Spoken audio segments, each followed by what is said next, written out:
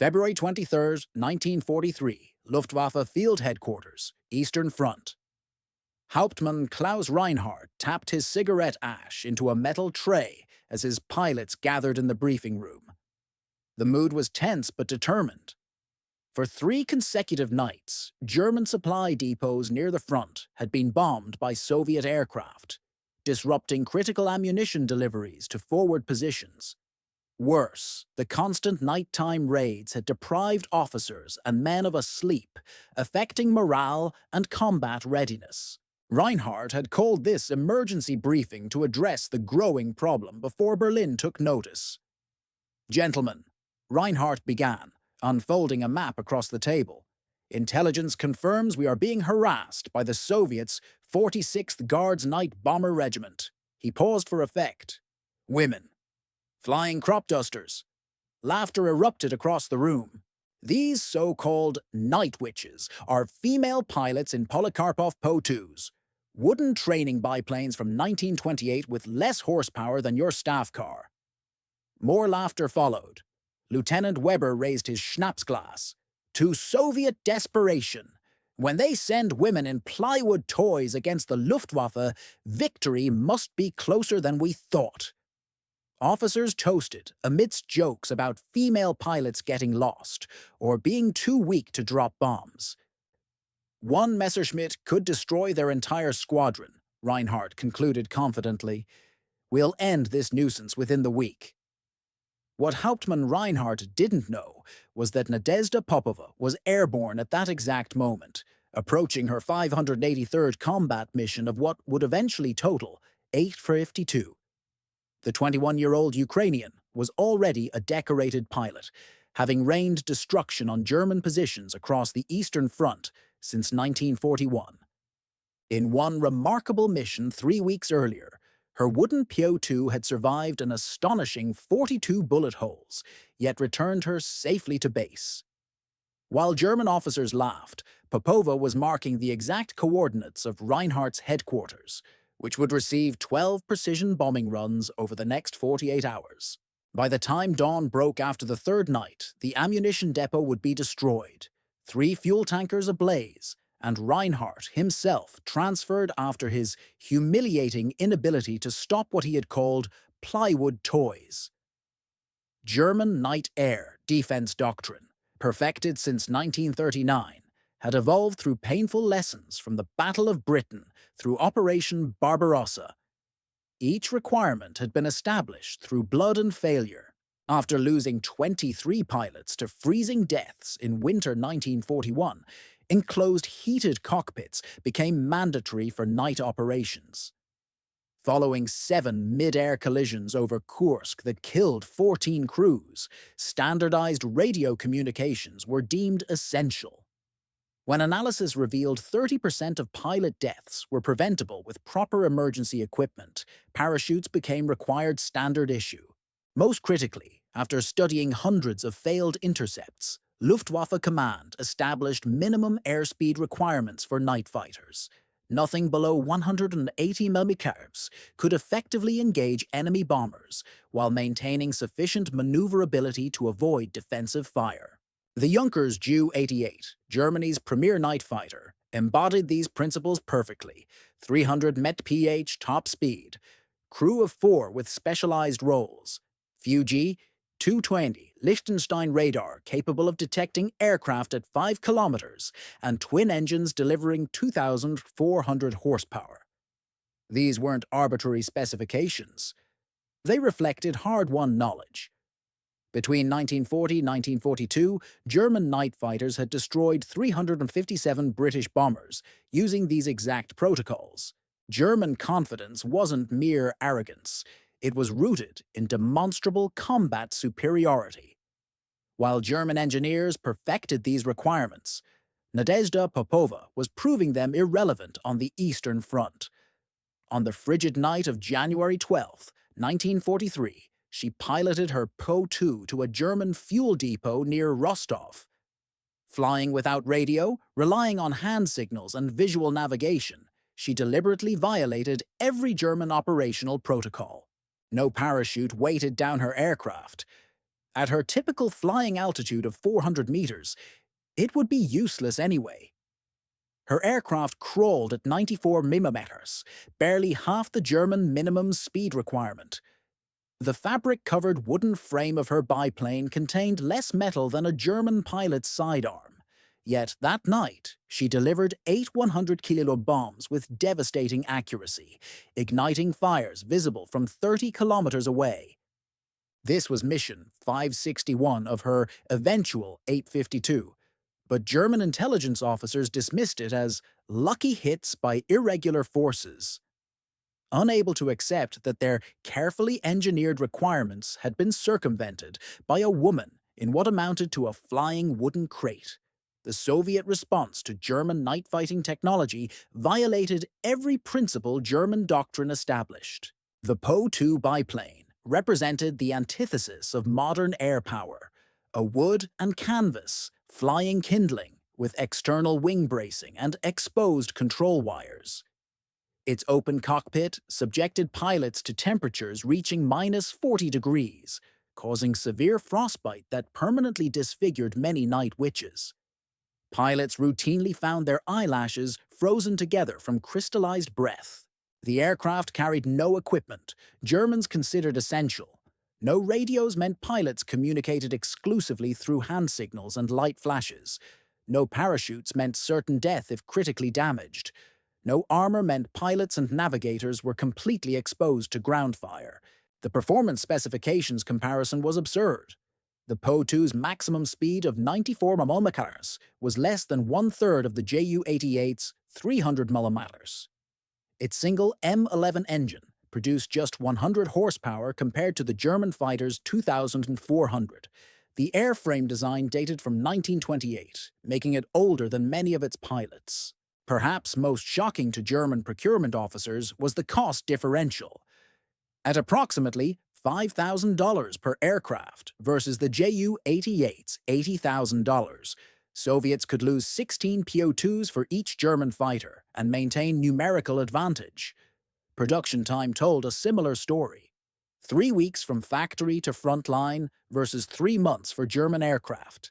The fundamental absurdity: women flying wooden trainers converted to bombers, dropping hand-released explosives onto precision targets, defied German military logic entirely.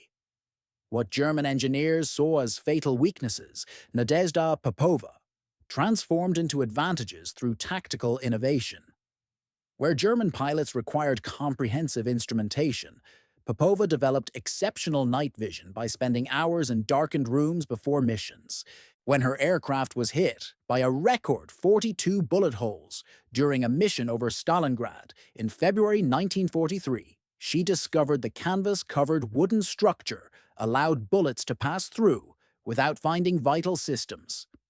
Unlike metal aircraft, which acted as echo chambers for bullets until they struck something critical, the Po-2's organic construction absorbed impacts without catastrophic failure. After landing safely, despite the 42 perforations, she famously told her mechanic, "If I'd been flying one of their metal coffins, those bullets would have ricocheted until they found me or something important." Germans designed aircraft to win dogfights. We designed tactics to win wars. This resilience explained how she survived 3 crash landings and numerous heavily damaged aircraft while maintaining the highest mission count in her regiment. The simplicity of her aircraft allowed field repairs that would have grounded German planes for weeks. Mechanics could literally patch bullet holes with new fabric and dope, replacing entire wooden sections overnight if necessary. An official Luftwaffe technical assessment dated March 9, 1943 concluded, "Soviet deployment of female aircrew in obsolete training aircraft represents a desperate measure arising from critical shortages of both qualified male pilots and modern aircraft production capacity." The wooden construction and primitive equipment of these aircraft render them extremely vulnerable to both inclement weather and enemy action. Physics remains immutable. Superior speed, metal construction, and modern avionics will invariably defeat slower, wooden aircraft with obsolete systems. We predict these operations will cease within 4 to 6 months due to unsustainable attrition rates.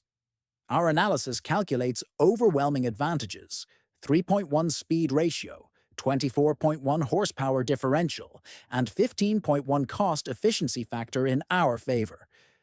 We assess these night harassment raids as producing temporary morale impact through sleep disruption, but no serious operational threat to our supply infrastructure. Recommend monitoring, but not prioritizing special countermeasures, as standard air defense protocols should prove sufficient once properly implemented. This assessment carried the full authority of Reichsluftfahrtministerium and represented the consensus of Germany's premier aeronautical engineers. It was wrong. While German High Command dismissed the threat, Nadezhda Popova was systematically dismantling their supply infrastructure across the Eastern Front. On the very night the assessment was being drafted, she conducted her 594th mission, destroying an ammunition train near Krasnodar with 5 perfectly placed bombs. The 8 rail cars of artillery shells created secondary explosions for 3 hours, preventing the resupply of 3 German battalions engaged in heavy fighting. By this point, she had conducted nearly 600 missions, rapidly approaching the 852 that would eventually make her one of the most decorated pilots in Soviet aviation history. German logistics officers were recording unexplainable losses at twice the rate predicted by the assessment, creating ammunition shortages that directly affected frontline combat capability. The 42 bullet holes her aircraft had survived had become something of a legend among Soviet pilots, proof that their seemingly fragile aircraft could absorb punishment that would destroy conventional bombers. The Germans had made a fatal calculation error in their assessment of the Night Witch's obsolete aircraft. Their logic seemed sound.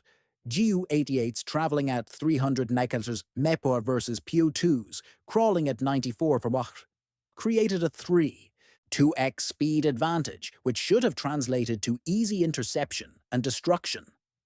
What they critically overlooked was a fundamental aerodynamic principle.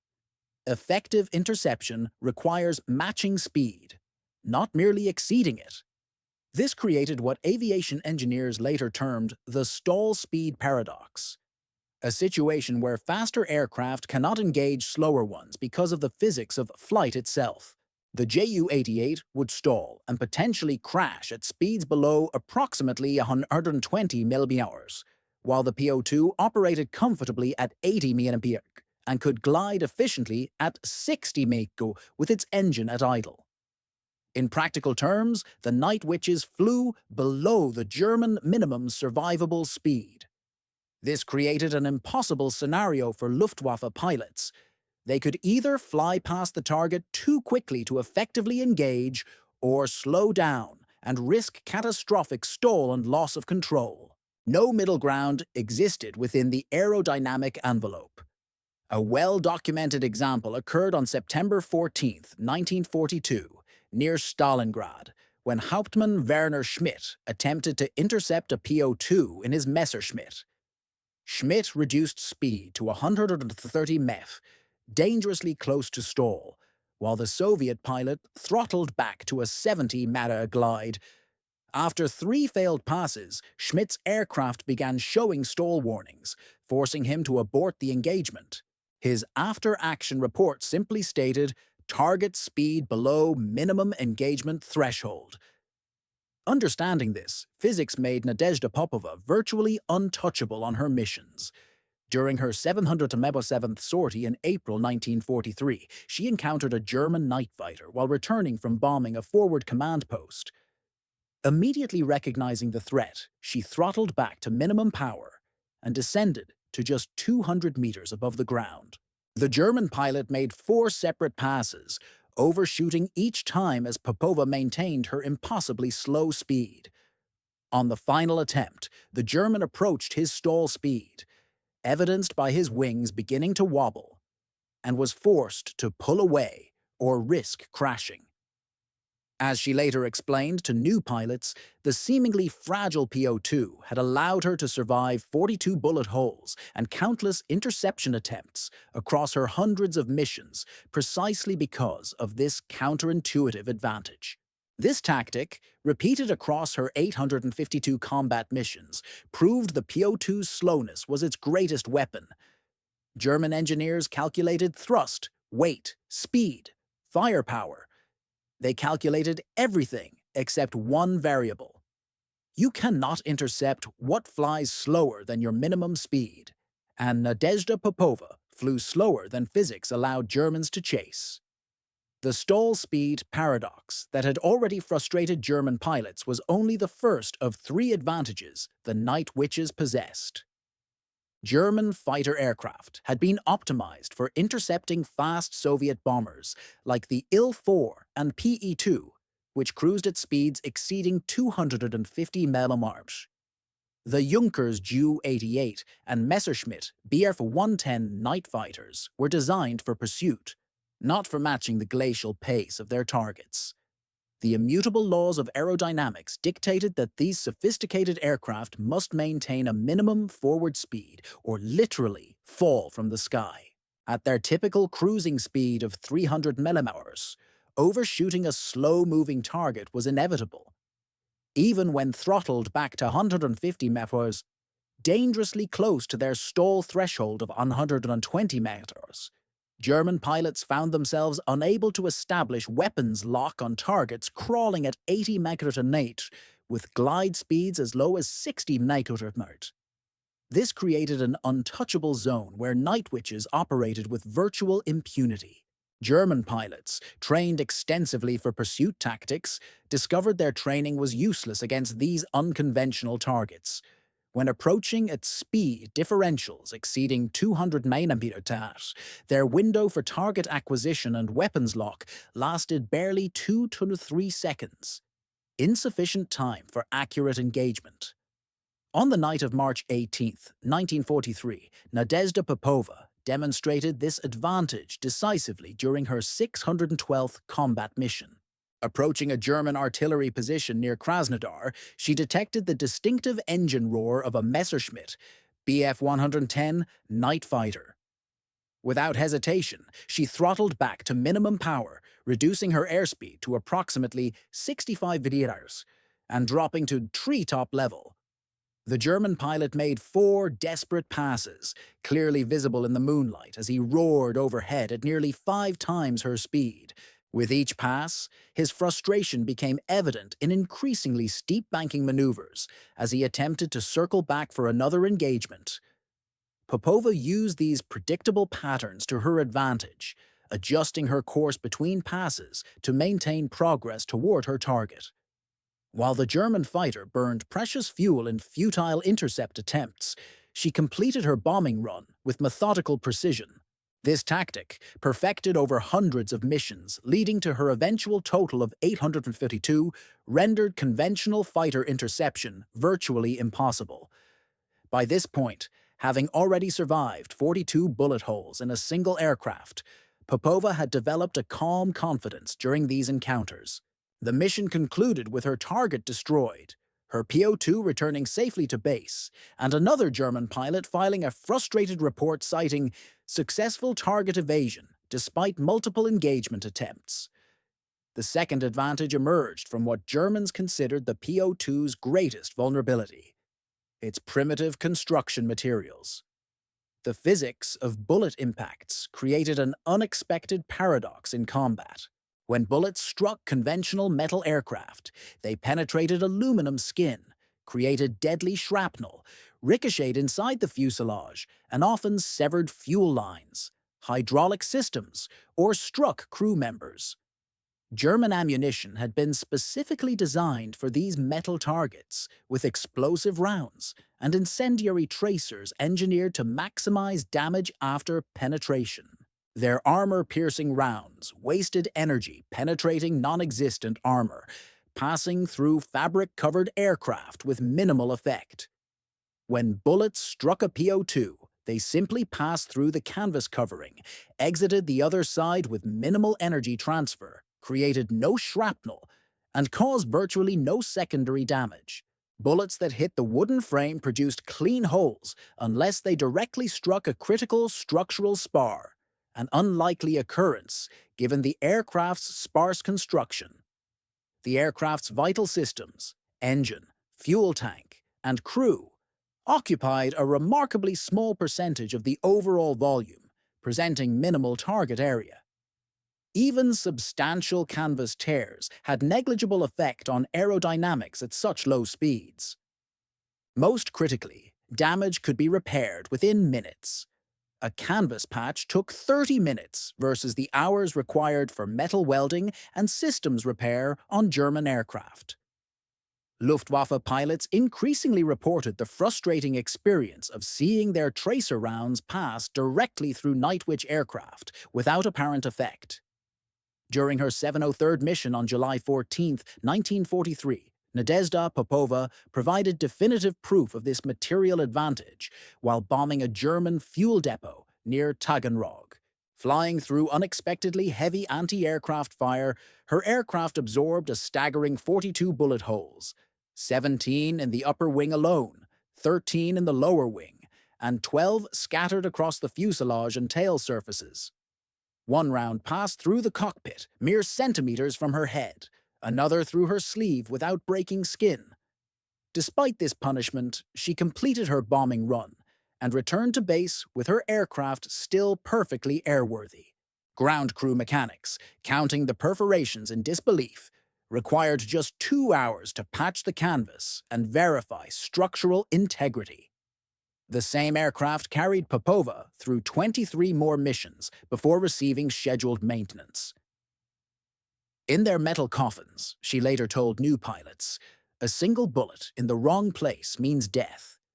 In our wooden birds, you worry only about the bullets you can feel, not the ones that pass through air." This resilience explained how Popova maintained her remarkable operational tempo. The damage that would ground a German aircraft for days merely delayed her by hours. With each mission adding to her extraordinary total, her survival through 42 bullet holes became legendary among both Soviet and German forces along the Eastern Front. But the third advantage proved most devastating to German morale: the Night Witch's mastery of acoustic warfare. German searchlight batteries and anti-aircraft installations relied heavily on acoustic detection systems. Sound-ranging equipment triangulated engine noise for targeting, initiating a standard defense sequence. Hear approaching engines, activate searchlights, commence anti-aircraft fire, and scramble interceptor aircraft. The Night Witches discovered a tactic, possibly by accident initially, that rendered this entire defensive system useless. They would approach at 8,000 feet with engines at full throttle, deliberately alerting German defenses to their presence. Then, at approximately 3,000 feet from the target, they would completely idle their engines. The POW-2 would glide in absolute silence for 5 to 6 minutes, dropping bombs before Germans realized aircraft were directly overhead. Only after bombs began exploding would pilots restart their engines. The physics made this possible. The POW-2's glide ratio of approximately 1:10 meant losing only 1 foot of altitude for every 10 feet of forward travel. From 3,000 feet, this provided nearly 30,000 feet of gliding distance, about 5.6 miles. At a glide speed of 60 mph, this translated to 5.6 minutes of completely silent approach. The only sound produced was the soft rustling of wind through canvas wings, indistinguishable from normal night breezes. The psychological impact proved devastating. German soldiers hearing approaching aircraft, preparing defenses, then experiencing inexplicable silence, followed by sudden explosions from an invisible enemy. On the night of April 28, 1943, Nadezhda Popova employed this silent approach with devastating effectiveness during her 723rd mission. Targeting a German command post that had recently relocated near Rostov, she approached with her engine deliberately loud enough to trigger German defenses. Searchlights immediately activated, sweeping the sky as anti-aircraft batteries prepared to fire. At precisely 2,100 feet, Popova cut her engine completely, allowing her Po-2 to glide silently over the illuminated German position. From her cockpit, she could clearly hear the confusion below as soldiers called to each other. "Where are they? I can't hear them anymore." Through her bomb sight, she watched German searchlights frantically scanning empty sky while she floated directly overhead in the darkness.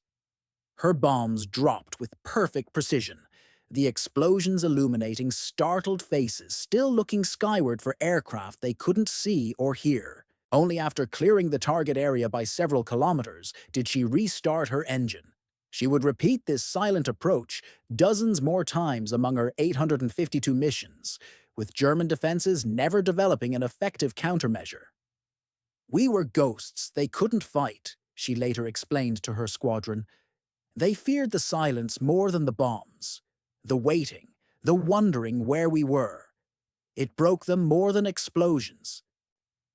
Each mission reinforced the psychological advantage that had German soldiers nicknaming them Nachthexen, night witches, out of superstitious fear rather than mockery. German technical superiority on paper meant nothing in operational reality. The disparity between specifications and effectiveness revealed the fundamental miscalculation in German air doctrine. While the Ju-88 Night Fighter impressed with its 300 mph speed, 2,400 horsepower engines, advanced radar, comprehensive radio suite, armor protection, and crew of 4 specialists, these advantages translated poorly to actual combat effectiveness against night witches. Each aircraft cost approximately $80,000, equivalent to over $1.2 million in 2025 currency, required 3 months of production time, demanded skilled labor and precision manufacturing, and consumed precious strategic materials. Their operational tempo proved severely limited. Crews could fly at most 1 to 2 sorties per night, with 3 to 4 hours of mandatory maintenance between missions. Systems checks, refueling, rearming, and crew rest created significant downtime. The 4-man crew experienced rapid fatigue in their high-stress environment, limiting consecutive nights of operations. The average Ju-88 night fighter completed only 40-60 missions before loss or crew rotation, with a survival rate of approximately 60%. Many lost to weather, navigation errors, and mechanical failures rather than enemy action. By stark contrast, the PO2 biplanes operated with primitive specifications but superior operational metrics. Despite their 94 mph maximum speed, single 100 horsepower engine, and complete lack of modern equipment, these aircraft cost merely $5,000 each and could be built in 3 weeks with minimal skilled labor. Their operational tempo defied German expectations. A single crew routinely flew 8 to 10 missions per night, with some crews completing 15-18 sorties during summer months with extended darkness. Maintenance between missions required just 7 minutes total, 4 minutes to refuel, and 3 minutes to reload bombs. The 2-woman crews, having flown together hundreds of times, operated with intuitive coordination that required no complex communications. The average night witch completed 800 to 1,000 missions, with a remarkable survival rate of 96.8%. Losses almost entirely from ground fire rather than fighter interception. The paradox became clear. More expensive, sophisticated aircraft produced lower operational effectiveness, while simpler, cheaper aircraft delivered higher operational effectiveness. What Germans considered their technological advantage had become a crippling logistical disadvantage. These statistics were embodied in Nadezhda Popova's operational record. Between June 1942 and May 1945, she maintained an average of 28 missions per month, with peaks exceeding 40 during summer offensives when night hours were shorter. By war's end, her 852 missions had delivered approximately 85 tons of bombs onto German positions, destroying an estimated 37 ammunition dumps, 42 fuel depots, 11 command posts, and 7 railway junctions. Most remarkably, she never missed more than 3 consecutive nights due to weather, maintaining relentless pressure regardless of conditions. The cumulative impact of her operations far exceeded that of entire German bomber squadrons. While the most accomplished Luftwaffe night fighter pilot, Major Heinrich Prinz Susanne Wittgenstein, achieved 83 victories before his death, Popova conducted over 10 times more offensive missions. By late 1943, her personal mission count had already surpassed the lifetime total of entire German bomber crews combined. The aircraft that had survived 42 bullet holes became symbolic of both her resilience and the fundamental flaw in German air doctrine. By this point in the war, her extraordinary operational record was becoming legendary, even among German soldiers, who began attributing supernatural qualities to these women they couldn't stop. Wehrmacht logistics officers were recording a disturbing pattern as 1943 progressed. Their expenditure attempting to counter the Night Witches had reached alarming levels without corresponding results. Anti-aircraft units had fired over 2 million rounds specifically at Night Witch aircraft, at approximately 50 Reichsmarks per AA shell, representing 100 million Reichsmarks, roughly $40 million USD in 1943 currency, in ammunition alone.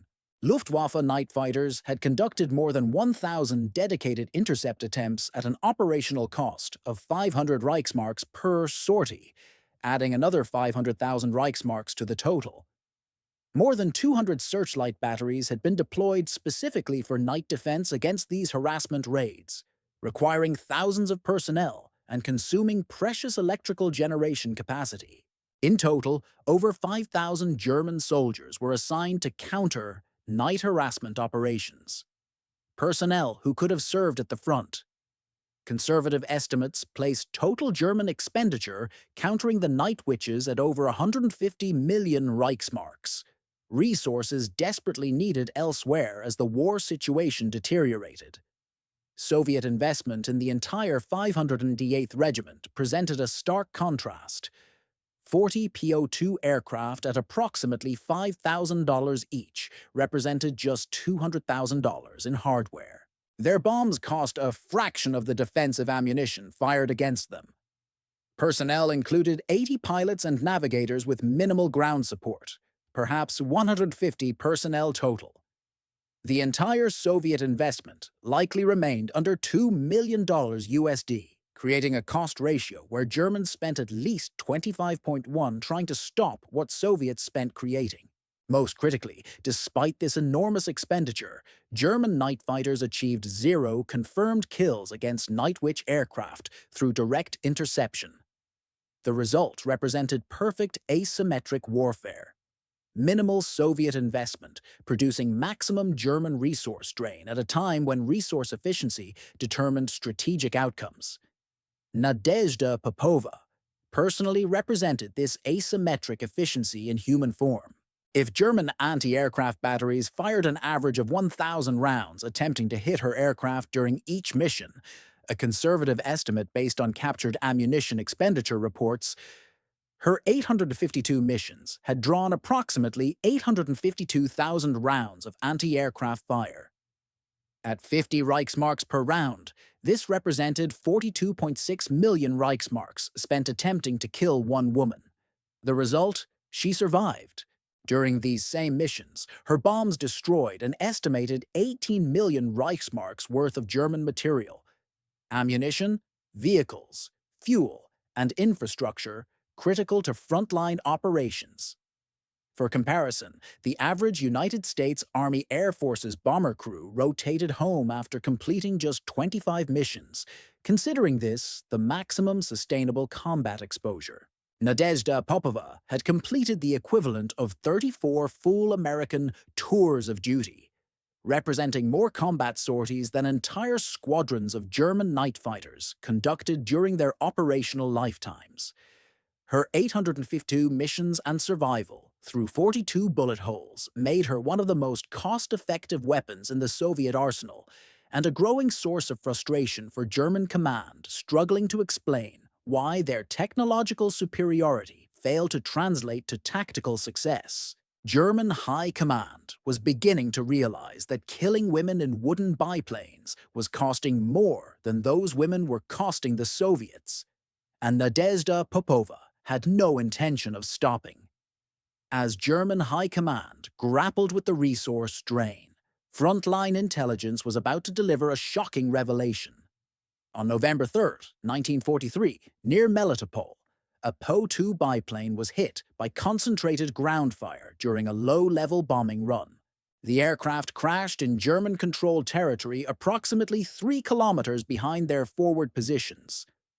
A Wehrmacht recovery team was dispatched at first light to examine the wreckage and recover any intelligence materials from the downed Soviet aircraft. Unteroffizier Dieter Weimann led the 5-man team that reached the crash site shortly after dawn. The aircraft had broken into 3 main sections upon impact, with the engine buried in soft earth and the wooden frame splintered beyond recognition. Weimann's initial report noted, "Aircraft confirmed as Polikarpov PO2. Pilot killed on impact. Small frame, initially presumed to be adolescent male." This presumption changed dramatically when the team removed the pilot's leather helmet and goggles, revealing unmistakably female features and long hair tied back in a braid. "It cannot be," Weimann later recounted to his commanding officer. "We thought perhaps it was a civilian, a ferry pilot who strayed into combat zone." That theory collapsed when they recovered the pilot's documents from a waterproof pouch in her flight suit. Lieutenant Vera Bellick, 588th Night Bomber Regiment, with a logbook recording 311 combat missions. Further examination revealed medals pinned inside her jacket, including the Order of the Red Banner, one of the Soviet Union's highest decorations for exceptional service in combat. The recovery team's report traveled up the chain of command marked "Urgent, Verification Required." 6 days later, a second PO2 was downed by anti-aircraft fire near Nikopol. This time, the navigator survived with severe injuries and was captured.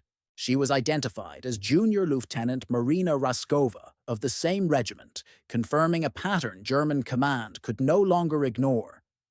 The report reached Oberst Heinz Kramer, the battalion commander, who initially dismissed it as clerical error or propaganda. "The Soviets are attempting to demoralize our troops with fabricated stories of women combatants," he wrote in his initial assessment. Within 48 hours, however, multiple confirmations arrived from different sectors along the front. As the evidence mounted, the report escalated through division to Corps Command, then to Army Group Headquarters. Each level responded with initial disbelief, followed by grudging verification, as more evidence arrived daily. By mid-November, Wehrmacht intelligence had confirmed through captured documents and prisoner interrogations that the 588th Night Bomber Regiment was indeed an all-female unit that had been operational since May 1942.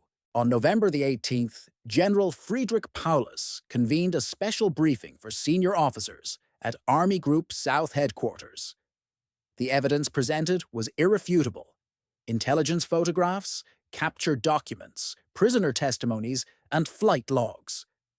Most damning was the cross-reference analysis showing the same aircraft serial numbers appearing in multiple raid reports over several months, proving these weren't isolated incidents, but a sustained campaign by the same unit.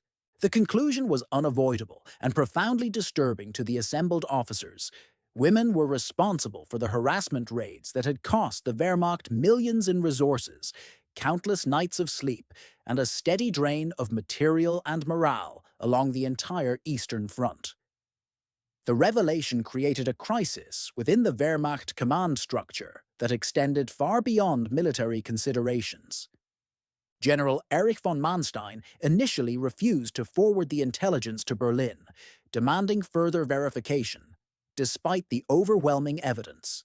"This information has implications beyond tactical concerns," he noted in a confidential memorandum. "The ideological dimensions must be carefully considered before wider dissemination." For the Luftwaffe pilots who had failed repeatedly to intercept these aircraft, the revelation proved particularly humiliating. Flight Commander Anton Bauer of Nachtjagdgeschwader 100 requested transfer to the Western Front rather than continue what he called an impossible and demeaning assignment. 3 other night fighter pilots submitted similar requests within the week.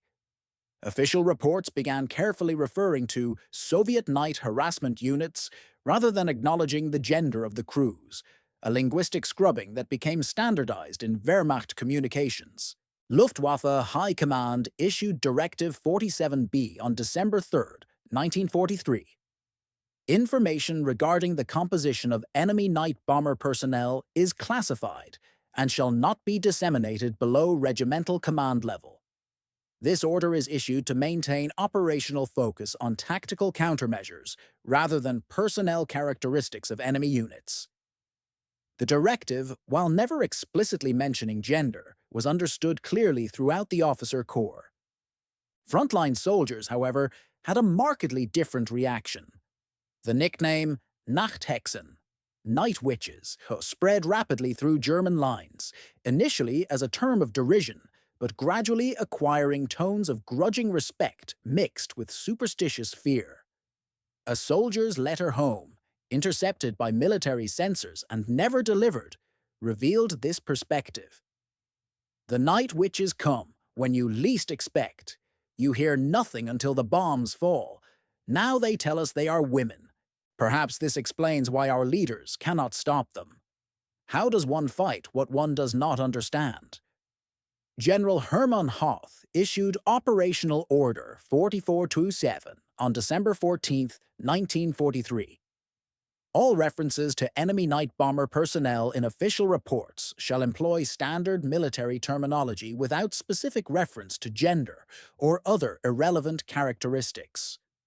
This directive is issued to maintain operational focus and prevent unnecessary speculation that may impact troop morale.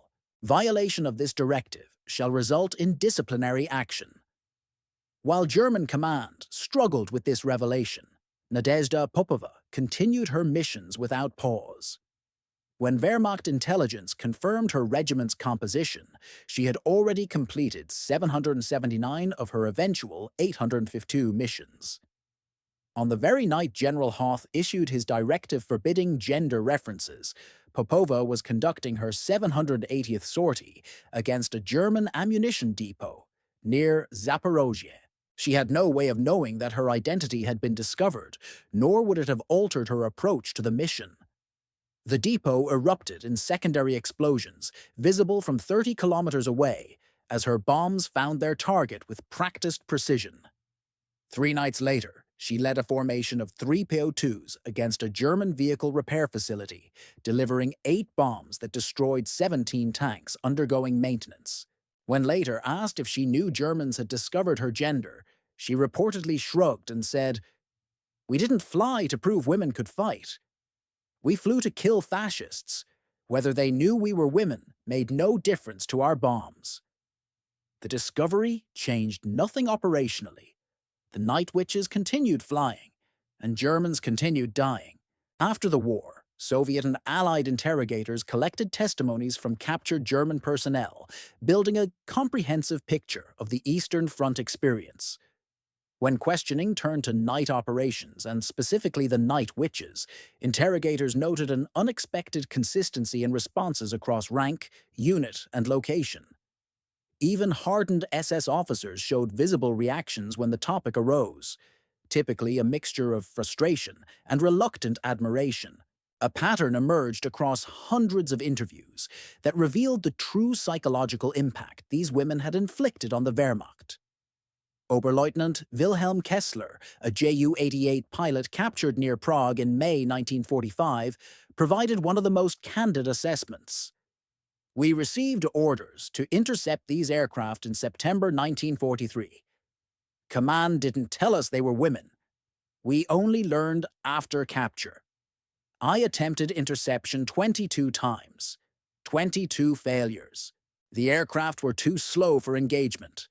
My stall warnings would activate every time I tried to match their speed. It was humiliating. You train for years to master the Ju-88. You face British Lancaster bombers. You understand air combat. Then a wooden biplane makes you look foolish. When I learned they were women, I pause in transcript. I had no words. We couldn't catch them because physics wouldn't let us. Gender was irrelevant. They had beaten the laws of aerodynamics itself. Hauptmann Karl Weissmann, an anti-aircraft battery commander from the eastern Ukraine sector, offered similar testimony. My battery fired an estimated 67,000 rounds at these aircraft between June 1942 and August 1944. We achieved perhaps 5 confirmed hits across 2 years. They would approach with engines loud. We would prepare. Then, silence. We would fire at where we thought they were, but we were shooting at ghosts. The sound would return after bombs exploded. The psychological effect on my men was severe. Many requested transfers. Some claimed it was witchcraft. We feared the silence more than the bombs. Learning they were women only added to the sense that we had underestimated everything about this enemy. Analyzing hundreds of such testimonies revealed consistent themes. Almost every account mentioned the silence that preceded attacks and its devastating psychological impact. Wehrmacht veterans described failed interceptions in nearly identical terms, focusing on the fundamental impossibility of matching speeds without stalling. The universal shock upon learning the pilot's gender appeared in approximately 87% of testimonies, though reactions varied widely from outrage to admiration. Many attempted to rationalize their failure through claims that Soviet propaganda exaggerated female involvement, or insisting the women were merely delivering aircraft, not conducting actual combat missions. Others simply acknowledged reality, made no difference. They were effective regardless. The phrase, "we couldn't catch what we couldn't match in speed," appeared in dozens of testimonies with minor variations, suggesting this had become a common explanation among Luftwaffe personnel.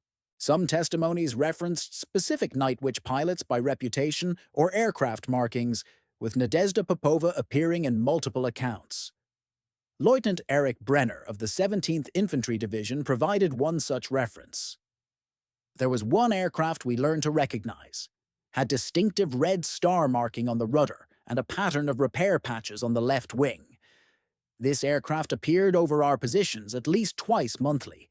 We began calling it the Ghost, because it would always arrive in silence. I witnessed this aircraft's attacks 7 times personally. On February 3, 1944, it destroyed our fuel depot with surgical precision. On March 15th, it hit our field hospital, despite our having moved it just days before. Somehow they knew. After surrender, I learned from Soviet records this was likely Lieutenant Popova. She had flown over 800 missions.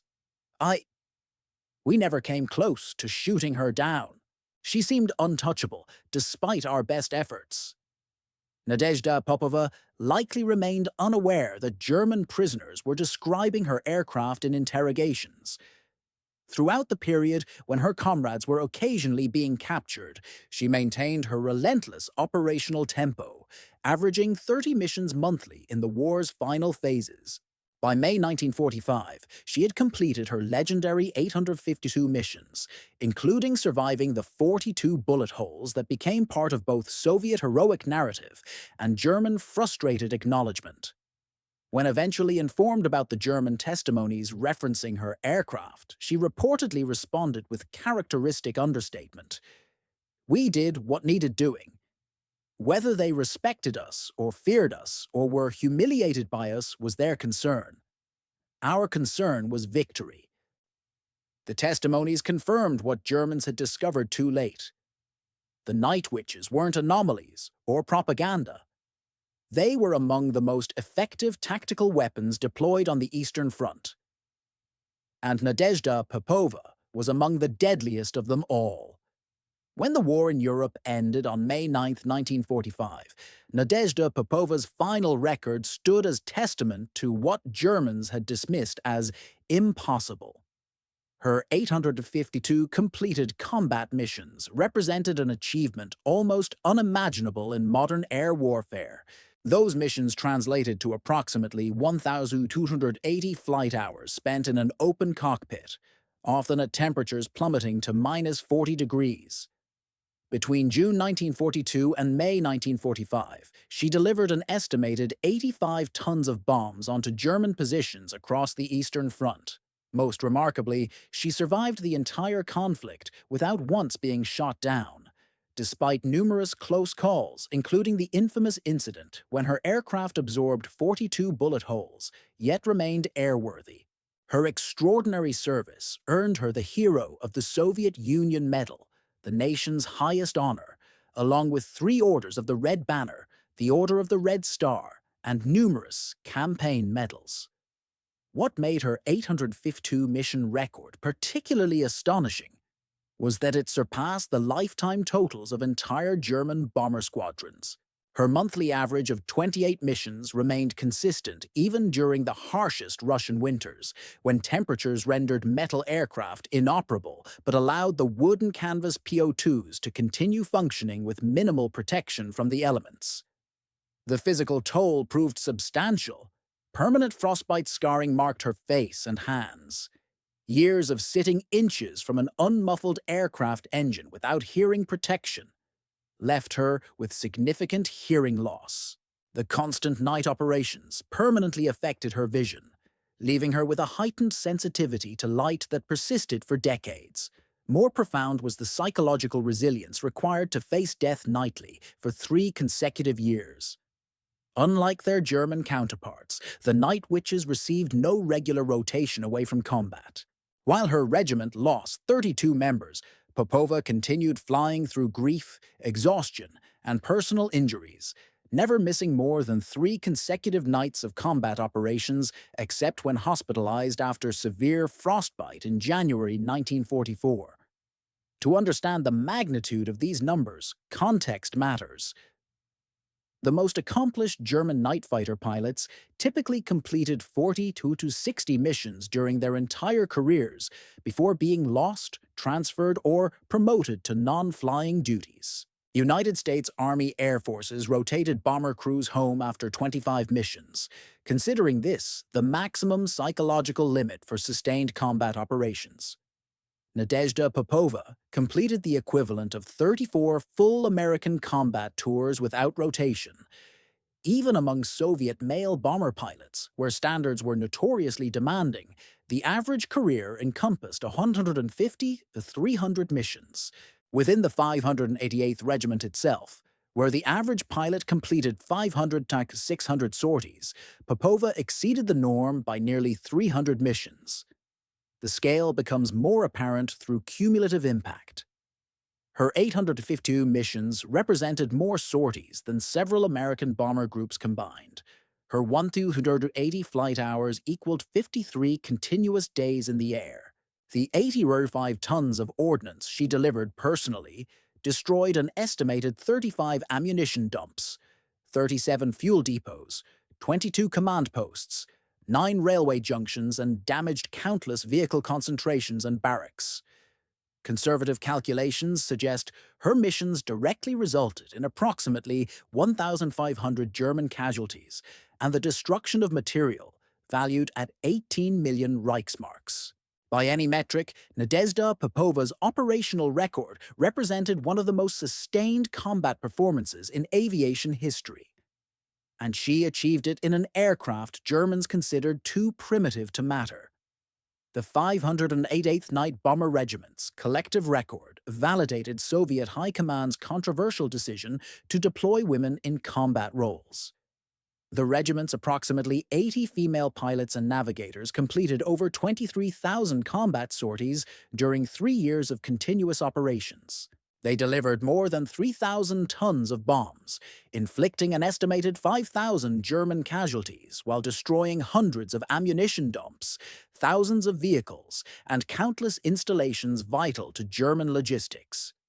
Most remarkably, they achieved this with only 32 personnel killed in action, a 96.8% survival rate that drastically outperformed conventional Soviet bomber units, which typically suffered 40 to 60% casualties over similar operational periods. The economic calculus proved equally impressive. The entire regiment represented a Soviet investment of approximately $2 million, including aircraft, personnel training, and operational costs for 3 years. Their operations inflicted damages conservatively estimated at $50 million, creating an unprecedented return on military investment. German expenditure attempting to counter the Night Witches exceeded 125 million Reichsmarks in anti-aircraft ammunition, fighter sorties, searchlight batteries, and personnel allocations, a cost ratio where Soviets spent 1 ruble for every 60 Reichsmarks Germans expended trying to stop them. Most telling, despite this massive German investment, not a single Night Witch aircraft was confirmed destroyed by German fighter interception. Almost all losses came from concentrated ground fire, not aerial combat, further validating their tactical approach. But numbers alone don't capture the strategic value the 588th provided. Their psychological impact extended far beyond physical destruction. German troops suffered degraded morale and chronic sleep deprivation along sectors where Night Witches operated regularly. More than 5,000 German soldiers remained tied down in dedicated anti-aircraft and searchlight duties rather than serving at the front. Supply lines required rerouting to avoid known Night Witch operational areas, forcing longer and more vulnerable transportation routes. The propaganda value proved immeasurable, concrete proof that Soviet women could not only fight, but could do so with efficiency that embarrassed the vaunted Luftwaffe. Perhaps most significantly, the regiment exposed fundamental flaws in German military doctrine that relied on technological superiority rather than tactical innovation. They created an asymmetric warfare model that demonstrated how apparent weaknesses could become strengths when properly leveraged. Marshal Georgy Zhukov reportedly noted in his memoirs, "The Night Witches achieved strategic impact disproportionate to their numbers. They cost us almost nothing, and cost the Germans everything they spent trying to stop them." The 588th Regiment proved that in warfare, technological superiority matters less than tactical innovation, and determination can overcome engineering. Nadezhda Popova's 852 missions embodied this principle. After the war ended, Nadezhda Popova faced a different kind of challenge, reintegrating into civilian society after 3 years of continuous combat operations. Initially celebrated with the Hero of the Soviet Union Award and featured prominently in victory parades, she, like many Night Witches, struggled with the transition. After flying 852 combat missions, ordinary life seemed surreal. She returned to aviation, working as a test pilot and later as a flight instructor, unable to leave the sky that had been both her battlefield and sanctuary. In 1946, she married another decorated pilot she had met during the war, Semyon Kharlamov, a fighter ace with 18 aerial victories. Together, they had a son and maintained close relationships with surviving squadron mates, who held annual reunions until their numbers dwindled.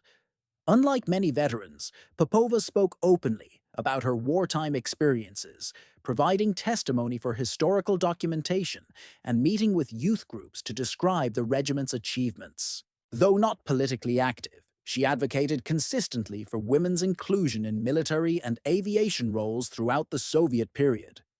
Soviet recognition remained substantial but complicated by Stalin's post-war policies. The Night Witches received prominent inclusion in official histories and propaganda, yet many female veterans found career advancement limited in peacetime military structures. Monuments commemorating the regiment appeared in Moscow and several regional cities, particularly in areas where they had operated extensively. Popova received additional decorations on major war anniversaries, including the Order of Lenin on the 30th Victory Day celebration in 1975. She died on July 8, 2013, at age 91 in Moscow, one of the last surviving night witches. Her hometown of Krasnogvardiskoye displays a prominent monument, and the Russian Air Force Academy's women's dormitory bears her name. Her funeral received full military honors, including a flyover by modern Russian fighter aircraft, a final acknowledgement of her 852 missions that had once seemed impossible. For decades, the Night Witches remained virtually unknown in the West. Cold War tensions led many Western historians to dismiss accounts of their achievements as Soviet propaganda exaggeration. Only during the Glasnost period of the late 1980s did their story begin emerging more widely. The opening of Soviet military archives in the 1990s provided Western researchers unprecedented access to mission logs, after-action reports, and personnel records that validated the regiment's extraordinary operational history. In 2001, the BBC documentary The Night Witches brought their story to English-speaking audiences, followed by several books and historical reassessments. Perhaps most validating were the declassified German documents and POW testimonies that confirmed Soviet accounts from the enemy's perspective. The story that many had dismissed as communist hyperbole proved, if anything, understated in its reporting of both the tactical effectiveness and psychological impact of these female aviators. By the 2010s, the Night Witches had secured their place in military aviation history. The Central Russian Air Force Museum near Moscow features a dedicated exhibit including Popova's medals and logbooks. Their tactics are now studied at military academies worldwide as examples of effective asymmetric warfare.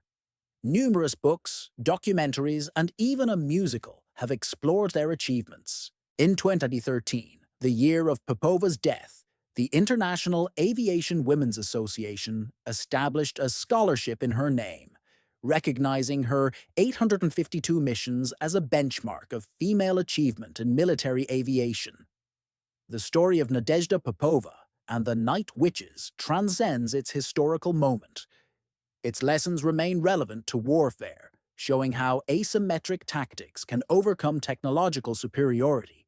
When German doctrine claimed 300 Mammoth interceptors would easily destroy 94 Mephars biplanes, physics itself seemed to support their conclusion. Yet by exploiting the stall speed paradox and developing tactics specifically matched to their equipment, the Night Witches transformed apparent weaknesses into decisive advantages. Their success exposes the danger of underestimation, based on prejudice. German assumptions about both gender capabilities and equipment primitiveness created a massive blind spot in their defensive calculations. By the time they recognized their error, millions in resources had been wasted and hundreds of critical supply installations destroyed. The Night Witch's experience demonstrates how an enemy's perceived weakness often becomes their greatest strength precisely because it remains unaddressed. Popova's 852 missions required extraordinary physical and psychological resilience. Each takeoff presented a roughly 1 in 25 chance of death based on regiment-wide statistics. Night after night, through 3 brutal Russian winters, she and her comrades confronted those odds, developing coping mechanisms that modern psychological research identifies as peak performance under extreme stress. The physical toll, frostbite, hearing loss, exhaustion, paled against the psychological burden of losing friends while continuing the mission. Perhaps most significantly, the regiment's experience challenges fundamental assumptions about engineering and physics. Their primitive aircraft, lacking radios, parachutes, and modern instruments, proved more survivable than sophisticated German machines. Canvas and wood absorbed damage that would destroy metal aircraft. Slowness defeated speed. Silence overcame technology. Every principle of modern air combat seemed reversed in their operational reality, suggesting that understanding your specific environment sometimes matters more than raw technological advantage. On her final mission in May 1945, when Nadezhda Popova Climbed into her POW for the 842nd time, she embodied the journey from ridicule to respect. The German officers who had laughed at women in crop dusters in 1942 had long since fallen silent, their confidence shattered by the Night Witch's relentless effectiveness. Through stall speed, paradoxes that physics textbooks never anticipated, through canvas that survived 42 bullet holes when metal would shatter, through the silence that terrified more than explosions, Popova and her sisters had proven that warfare's fundamental equation isn't about technology but about will. The Night Witches hadn't just survived, they had rendered the enemy's assumptions obsolete. Their legend endures not because they were women in a man's profession, but because they transformed supposed disadvantages into tactical superiority. In warfare's long history, few have so thoroughly demonstrated that the deadliest weapon isn't always the most sophisticated. It's the one your enemy never imagines can defeat them.